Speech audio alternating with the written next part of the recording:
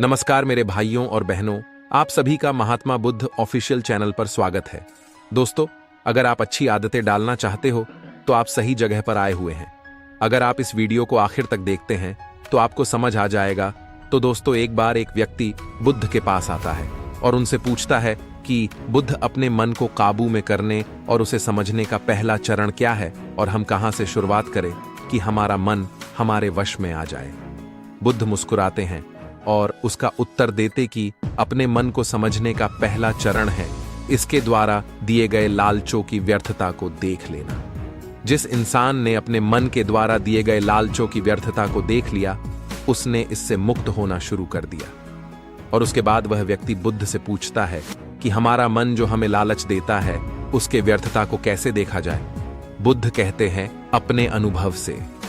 मनुष्य जिस भी गलत कार्य को अति में करता है, उससे उसे दुख मिलता है और यही दुख उसका अनुभव है और यही अनुभव उसके रूपांतरण का कारण बन सकता है। जिसने देख लिया और वास्तव में देख लिया कि नशा करना केवल दुख है, उसने नशे से मुक्त होना शुरू कर दिया। जिसने देख लिया कि ईर्ष्या केवल खुद को जलाती है और वास्तव में देख लिया, उसने ईर्ष्या से मुक्त होना शुरू कर दिया। तुम्हारा ये देख लेना कि मन लालच तो हमेशा तुम्हें तृप्ति का देता है, लेकिन लगता यह तुम्हें सदैव अतृप्त है, और यक्ति मन को समझने का पहला चरण है। मनुष्य जिस भी गलत कार्य को अति में करता है, उससे उसे दुख मिलता है और यही दुख उसका अनुभव है और यही अनुभव उसके रूपांतरण का कारण बन सकता है। यहाँ पर एक बात समझनी आवश्यक है कि खोज पर निकलने का अर्थ यह नहीं है कि आप सन्यासी बन जाए, बल्कि खोज पर निकलने का अर्थ यह है कि कोई ऐसा व्यक्ति खोजना जो आपका मार्गदर्शन कर सके।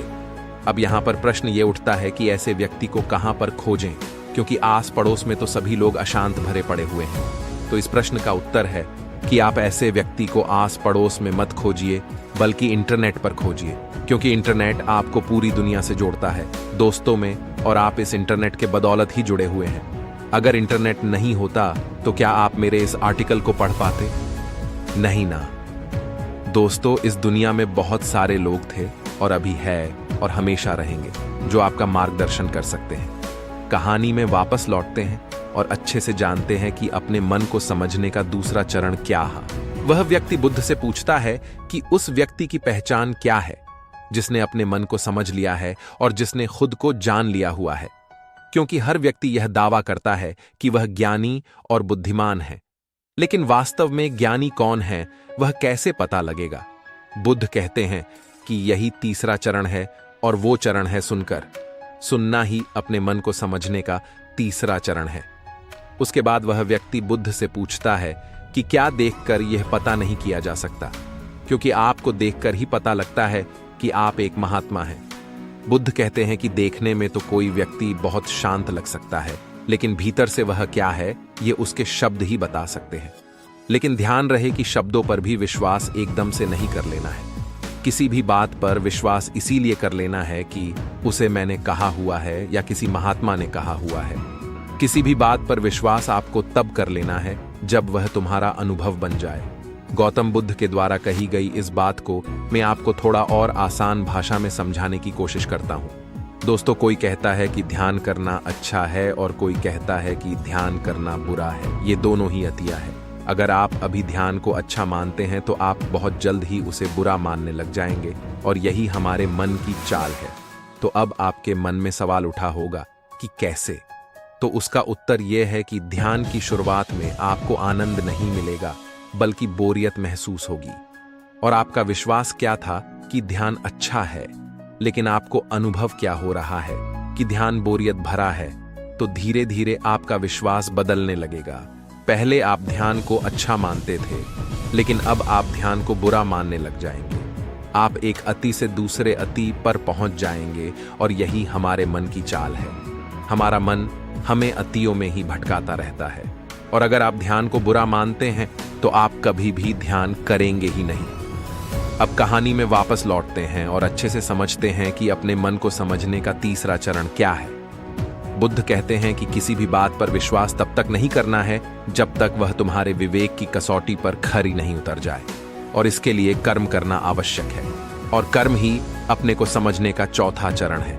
अगर आप धन कमाना चाहते हैं तो आपको सही दिशा में कर्म करना आवश्यक है। ठीक उसी प्रकार अगर आप खुद को जानना चाहते हैं तो आपको सही दिशा में कर्म करना आवश्यक है। वह आदमी बुद्ध से पूछता है कि सही दिशा में कर्म करते वक्त आदमी क्या गलती कर सकता है? बुद्ध कहते हैं कि केवल 2 गलतियां कर सकता है। पहली गलती है शुरुआत ना करना और दूसरी गलती है पूरा रास्ता तय न करना। और इन दोनों गलतियों के पीछे हमारे मन की चाल होती है। कोई सोचता है कि मैं शुरुआत कल से करूंगा और कोई सोचता है कि शायद मैं सफल न हो पाऊं। इन दोनों ही गलतियों को व्यक्ति जागरूकता की कमी के कारण करता है। बिना जागरूकता के व्यक्ति का मन उसे सही दिशा में चलने ही नहीं दे सकता, और जागरूकता ही अपने मन को समझने का 5वां चरण है।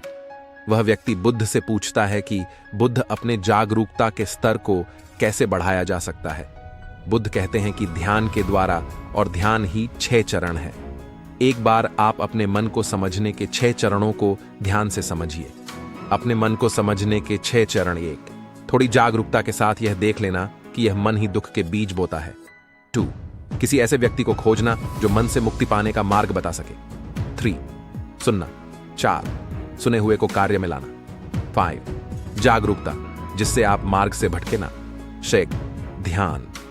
इसीलिए दिन के हर एक क्षण को जागरूकता के साथ जियो। कोई भी कार्य करो तो उसे जागरूकता के साथ करो। अगर सांसें भी लो तो उसे जागरूकता के साथ लो। बिना जागरूकता के साथ जिया गया एक भी क्षण मृत्यु के समान है। और ध्यान रहे कि जागरूकता बिना ध्यान के संभव नहीं है।